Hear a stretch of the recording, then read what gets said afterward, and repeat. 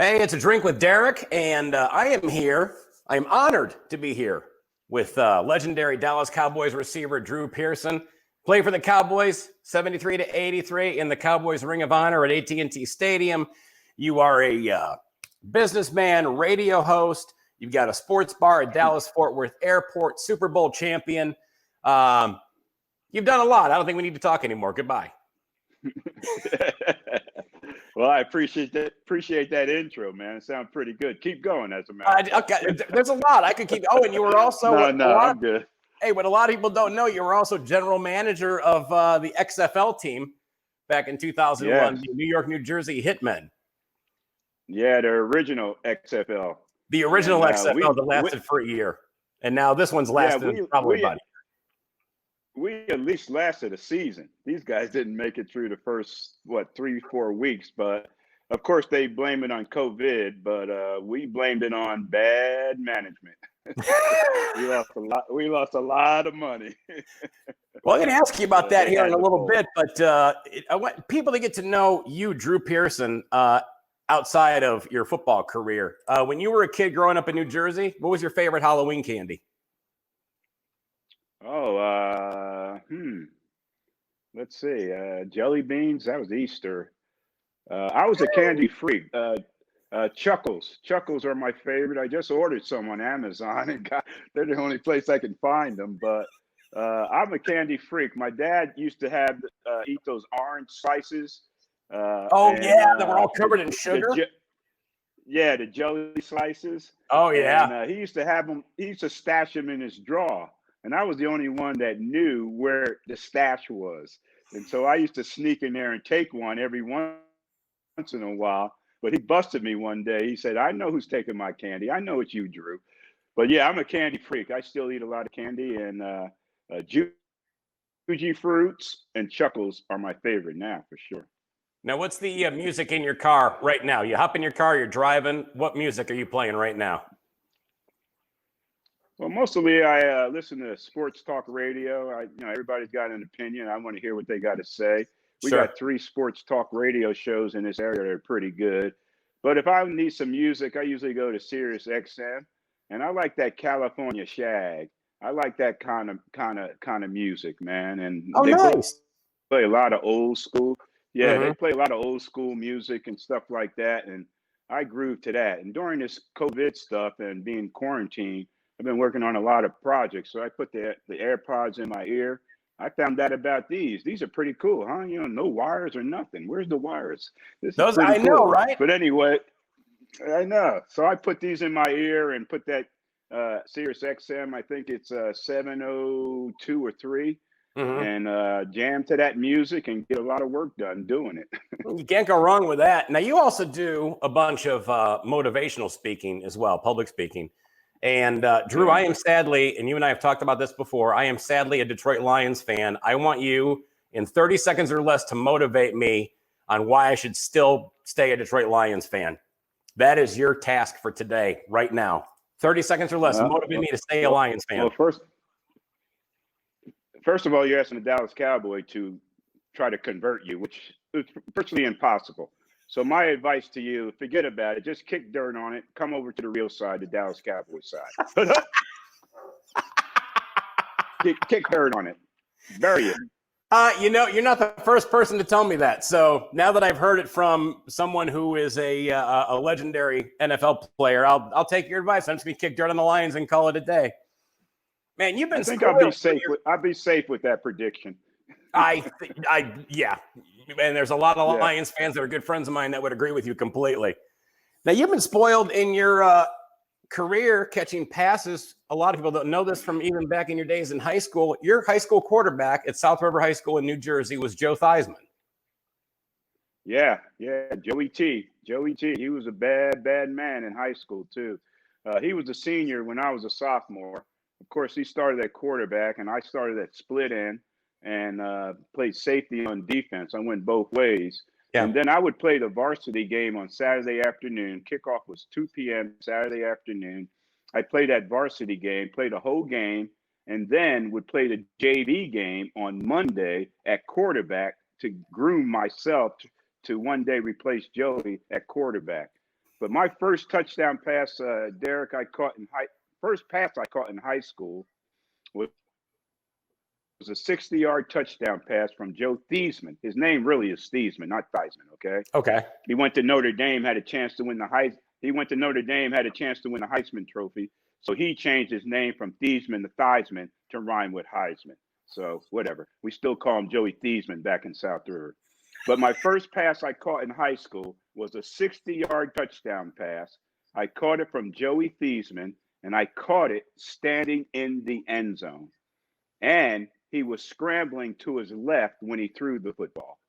And so I had to wait 60 yards for that pass to hit me in the end zone. But that's how good he was in high school.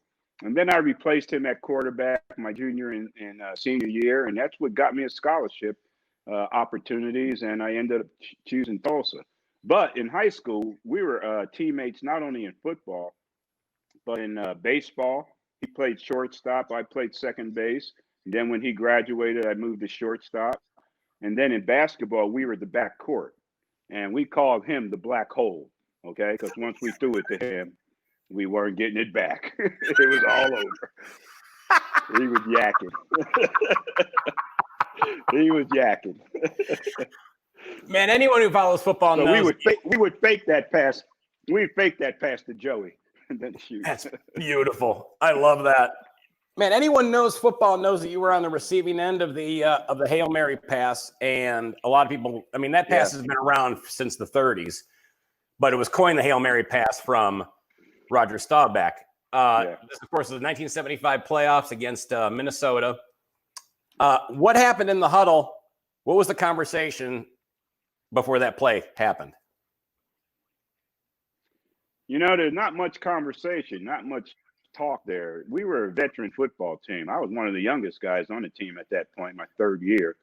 And but we were a veteran football team. The conversation usually in that situation, Coach Landry usually called the plays.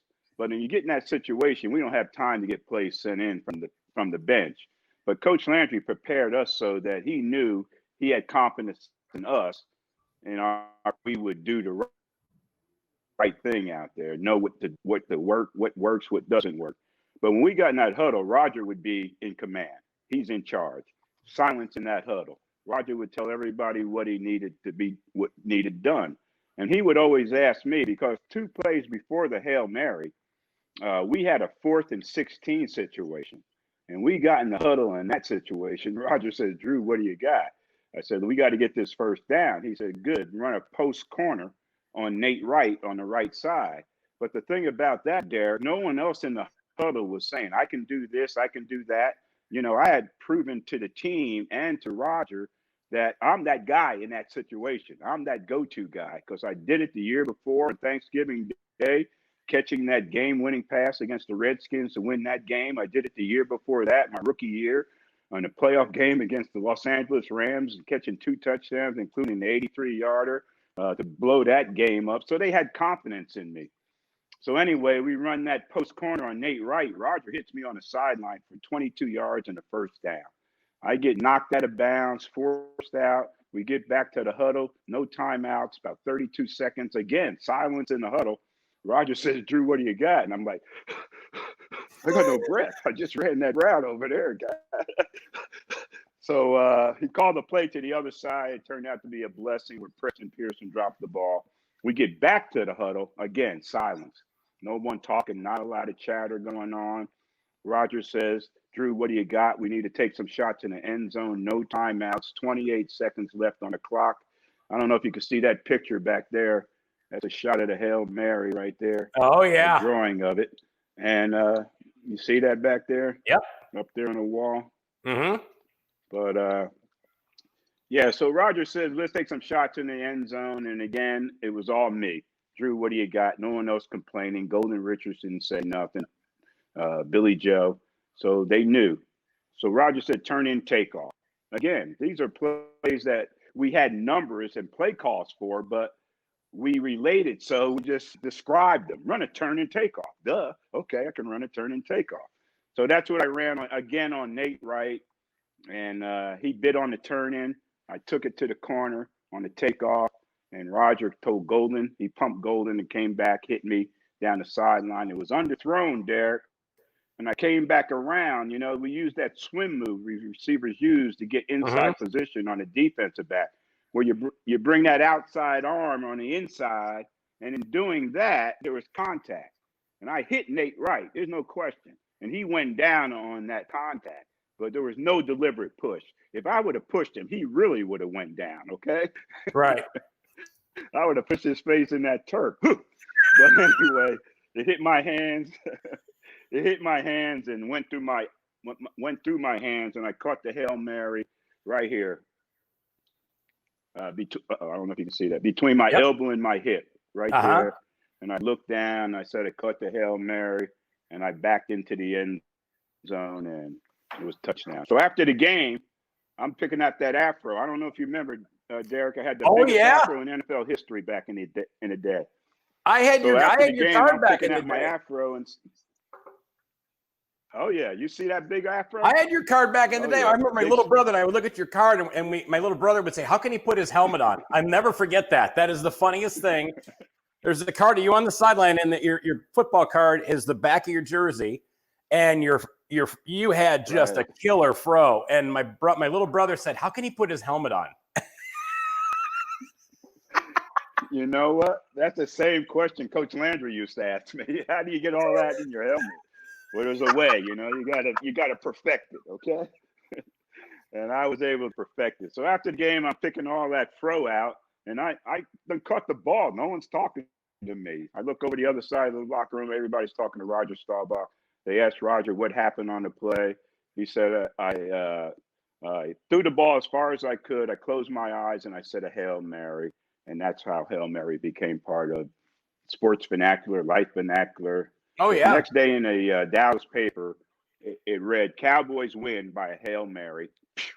And then it kind of took off from there. And it's still so alive today that people use it in so many different contexts that it's amazing. It's amazing how, and that keeps the play alive. It keeps the memory of that play alive.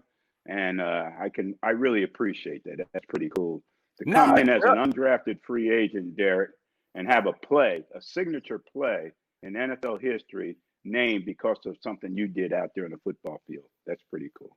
No, that's insanely cool. And those people in Minnesota hold a grudge because I got one of my best friends, my buddy Sean, up in Traverse City, Michigan.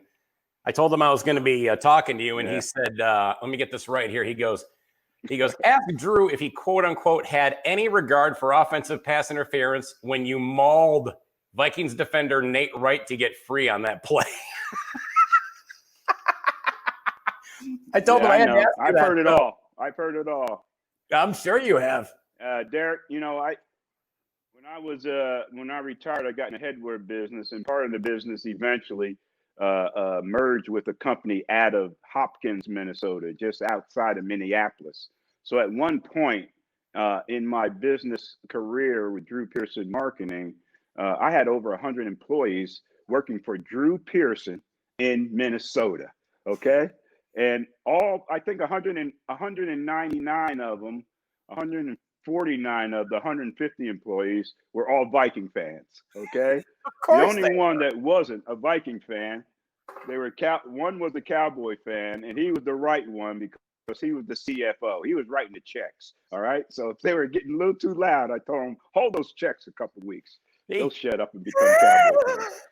No, I am the enemy of the state in Minnesota, and I am proud of it. Hey, good for you. Who was that? Your brother? Who was that? No, your brother that made that message? My buddy.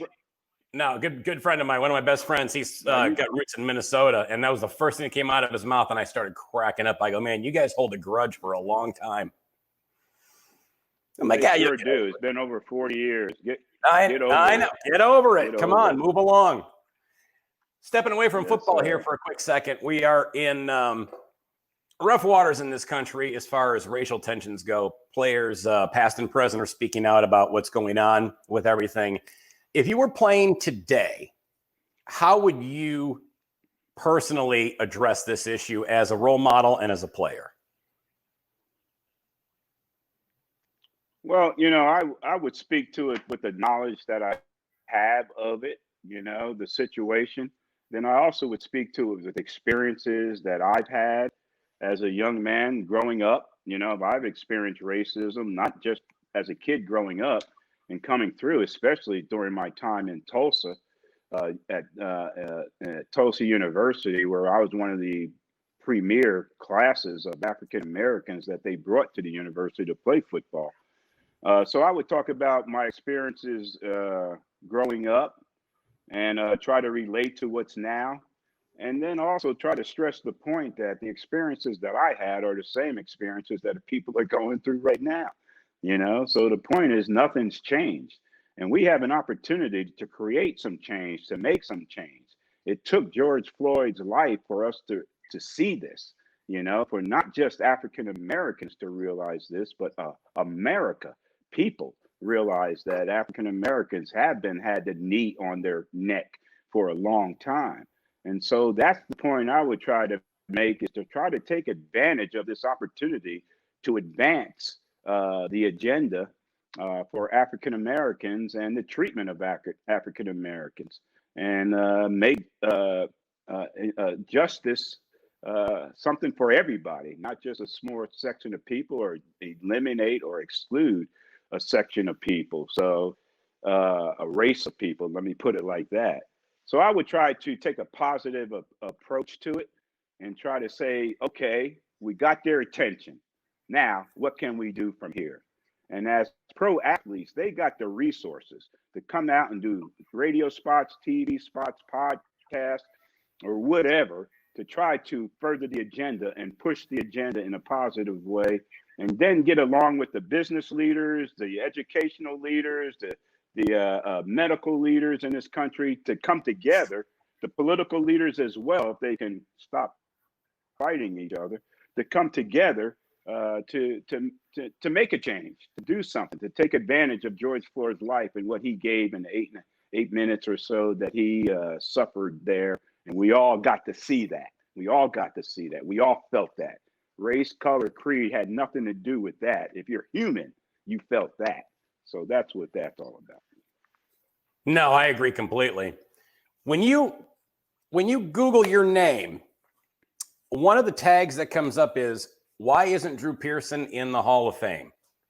And I read that it took you 20 minutes to get over not having your name called. And how did you snap out of that setback? Well, I was disappointed. There's no question about it. But I also knew there's a possibility that I wasn't going to make it that and have my name called that particular day. So, having been through the experience for 40 years trying to get into the Hall of Fame, you learn to take whatever comes. Now, I was shocked and disappointed and hurt by not being selected there, because I thought that would be my end.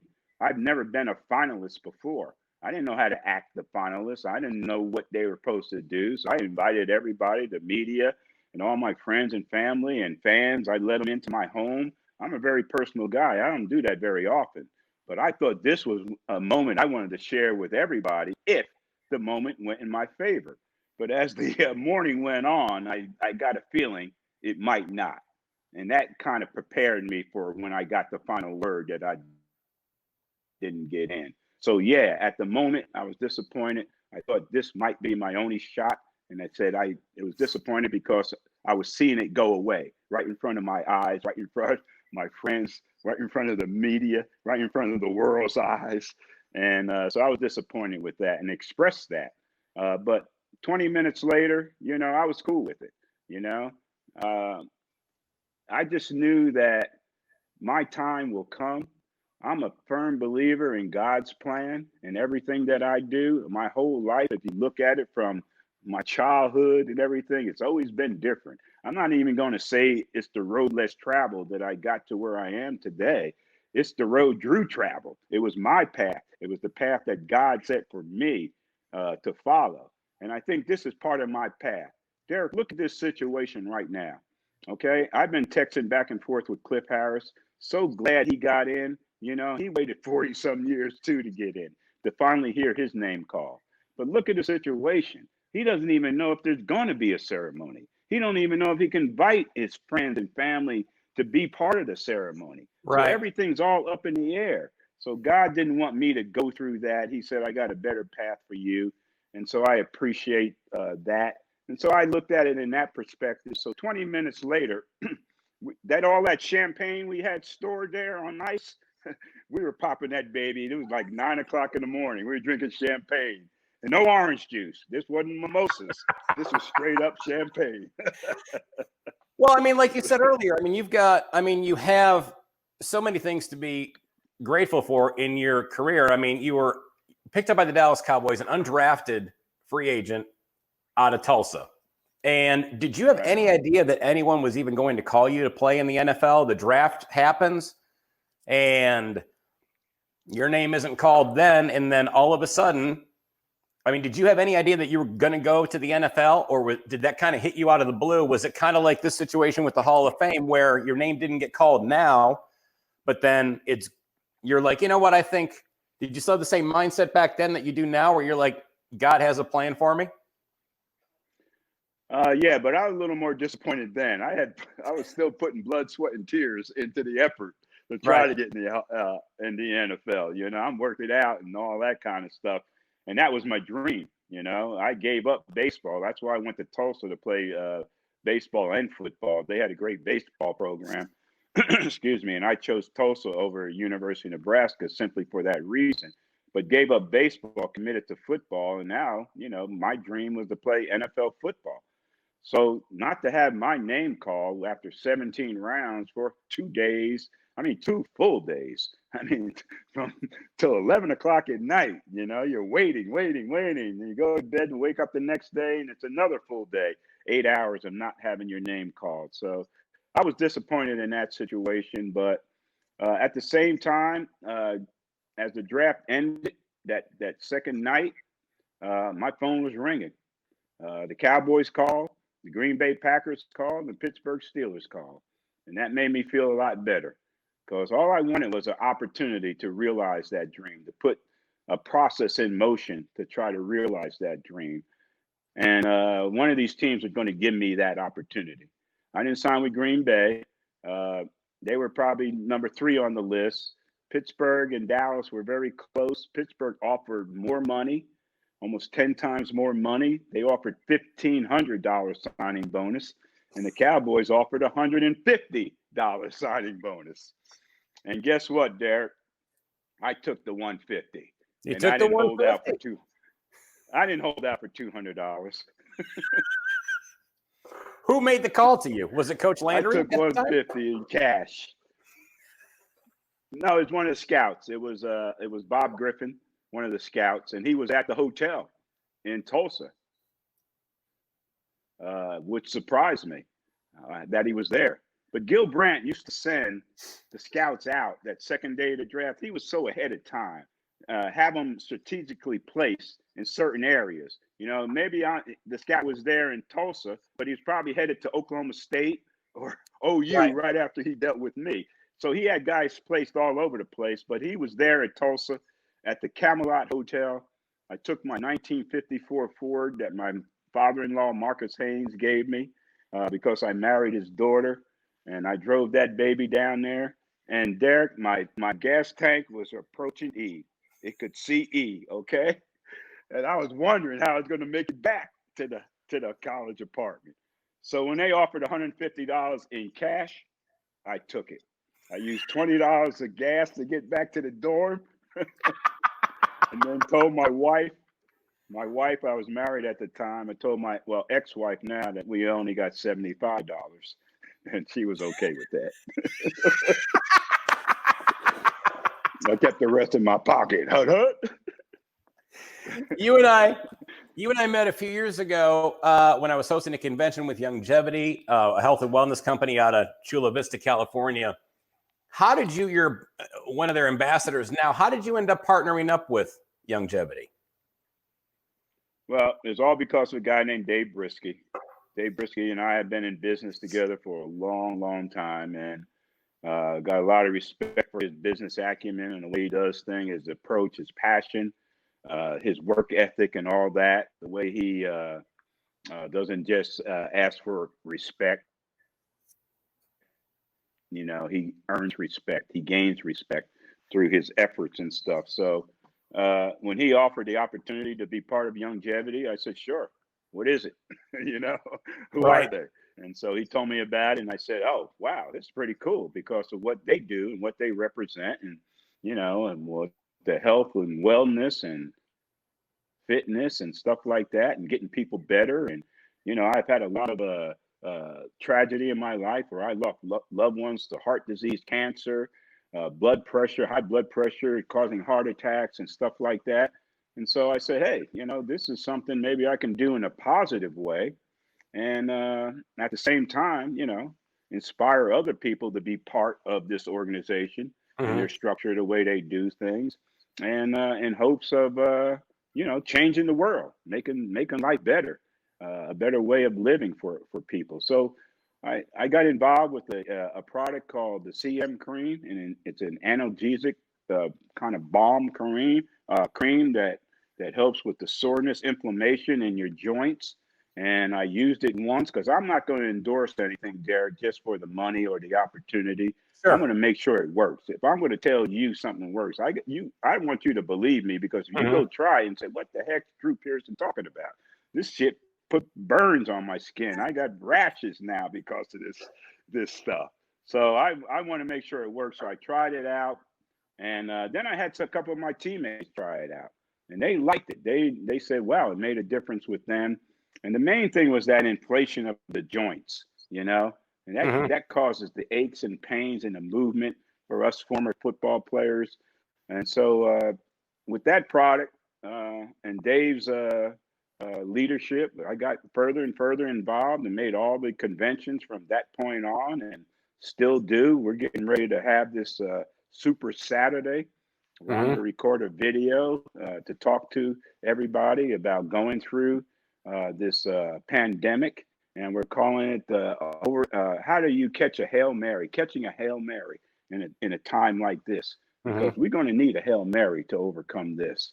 So that's how I got involved with Youngevity. Still involved today, and it was one of the best business decisions I ever made. That's for Well, sure. because you met me, right? Well, no, that's part of it. Yeah, well, Dave said if you come aboard, you're gonna meet people like you. So those are fringe benefits that came along with the deal. I said I'll take less money to meet Derek Richards. Go ahead. There Oh yeah. are very few owners in the NFL that are as vocal and in the spotlight as Jerry Jones is. Do you feel that his level of involvement is good or bad for the team and the league?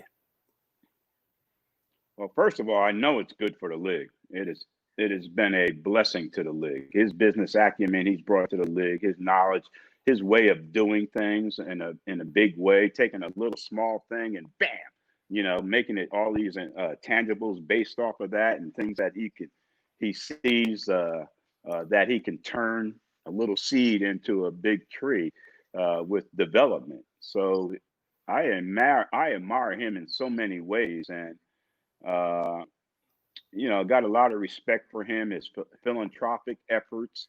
He gives so much back. He just did a big thing, giving back to the Salvation Army. He does that every year with the Red Kettle game they have, and the donations they collect for that. His family, the Gene and Jerry Jones Family Foundation, does so much. But then you get to the football side, you know, and sometimes he doesn't make decisions that are in best interest of the team. Sometimes he gets a little caught up in relationships with the players. You know, after I got out and left the Dallas Cowboys, Coach Landry and our relationship got better, you know?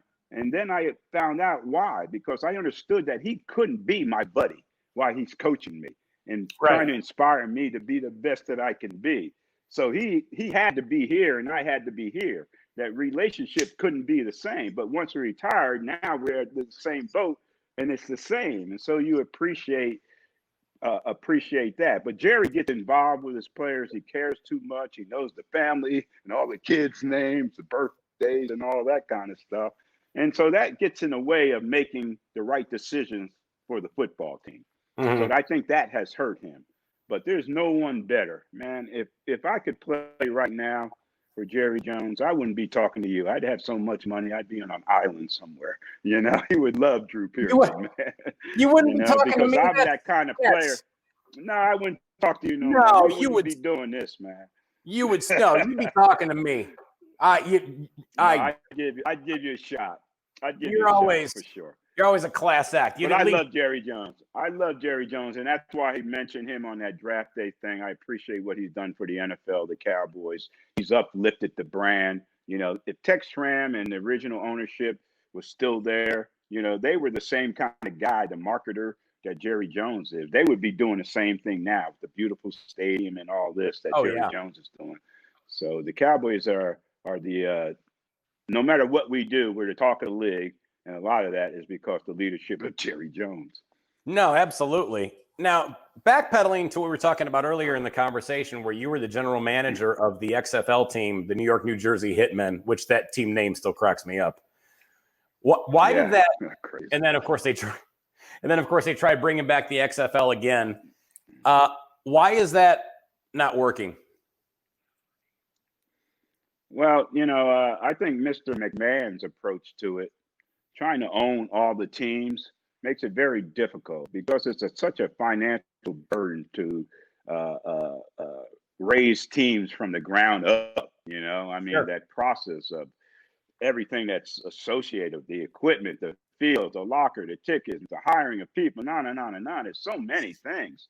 And if the XFL would have ventured off and offered each franchise for sale, investment opportunities for a lot of people that have that extra dough and that are real crazy about sports and would love to be a sports owner of any kind of team, you know, he could have attracted those kind of people.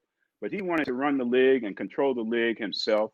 And that was the I don't know this time around because I wasn't on the inside, but back in the day, the first go around, I knew that was the one of the reasons. The other reason is once we got in bed with NBC, Dick Ebersol and that group, and they wanted a different brand of football. They wanted to take it to another level, extreme football, X-football, you know, that type of football.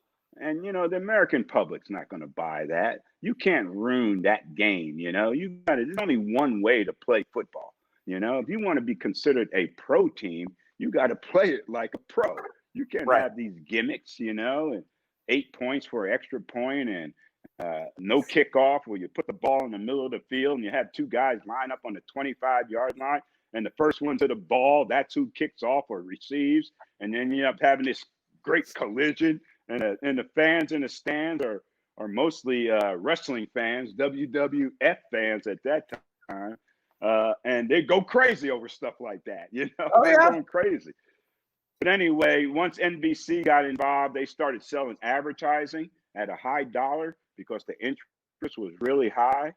And once the second week of the league, the first week, we played our first game out there with you out in Vegas. At UNLV Stadium out there. And the ratings, we had like a 10 or so rating. But the next week we had a 0.01 rating. It was terrible because people didn't like the product. They didn't like what they were seeing out there. It wasn't football.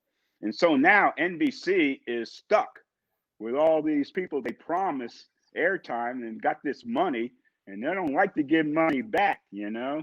Once they get it, you don't give it back. So they try to disperse it into other areas with commercials. And anyway, the bottom line is that we lost over $80 million that first year in XFL. And even Vince McMahon couldn't sustain that. Okay, so he decided to fold the league. And then again, he comes back with virtually the same idea of structure with the same ownership structure. And again, it fails, but of course they blame it on COVID this time as opposed to bad management. COVID showed up at the right time for the XFL this year. sad. That's the only good thing that came out of it. But the thing about it, Derek, you know, I watched those games and those players, man, they play football the right way. The players, whatever management ownership the league wants to do this or that, there's only one way to play that game on the field, and those players were giving it up. You know, they're making plays, they're hitting each other and popping, and there was no pansies out there. You know, it No. was football. And if somebody ever figures it out, okay, there's going to be a way to make a secondary football league work because there's enough players to support that. I'm involved with the indoor football league now. We got a franchise here in Frisco, Texas, called the Frisco Fighters. We had to fold the season, but they approached me to get involved with them. So I've been involved in this is the indoor football league. I've been involved as a general manager with the Allen Wranglers of the indoor football league. So I found a little niche in this secondary football leagues to continue to gain opportunities. You know, I'm the CRO. You know what that is? You know what a CRO is? That's the first time I've heard those letters shoved together. What? That's the first time I heard it when they told me that's your position. I said, I'm the CRO. I'm the Chief Relations Officer. Okay. I help develop relations for the team. So there's a CEO, CFO, COO. Now I'm the CRO. And now you're the CRO. So you're so unique, they actually created a position for you. Yeah, they did. And it's ironic because I used to be a head coach in the Arena Football League for the Dallas team. And the guy that owns the Frisco team now and general manager of the Frisco team, I coached against him. Guess where? In Detroit, where he coached the Detroit team in the XFL. Remember Art Schlichter? Yes. From Ohio State. From Ohio State. Yeah. Yeah. Oh, wow. And the coach, he's the winningest coach in XFL history. I think is Tom Mara, something like that. So anyway, when I was head coach of the Dallas team, we went up to Detroit and played the Detroit team. I forgot what their nickname was, but this guy that was the head coach there then and general manager, he's now the general manager and part owner of the Frisco team. So he sought me out to be part of that organization. So that goes to show you, Derek, if you do things right along the way, you don't burn any bridges. And even though you might move on, right, there's opportunities that come along, you know, if you even go back, because that bridge is not burnt and that bridge is still there. Now, people remember a class act, and you've always been that throughout your entire career. And now you were on a team. I mean, you were on the team, that era, that team, Staubach, Dorsett. I mean, you guys were it. People always wanted a piece of the Dallas Cowboys. And of course, obviously back in the day, what would fans do? What's some of the craziest things fans would do to get near you guys? Oh man, we were it. We had groupies all over the place, you know, and we were like a rock group. You know, when we traveled out of town, people would meet our airplane. People would meet us at the hotel. You couldn't go out down in the lobby because you get swamped. Just go to the gift shop or meet some family and friends. It was pretty cool. But the fans would go to real extremes, especially the ladies. Oh my God, they would go through so many extremes just to get to know you, to be in your presence and stuff like that. So the only thing that really saved me at the time, Derek, the fact that I was married. I had to go home sooner or later, okay?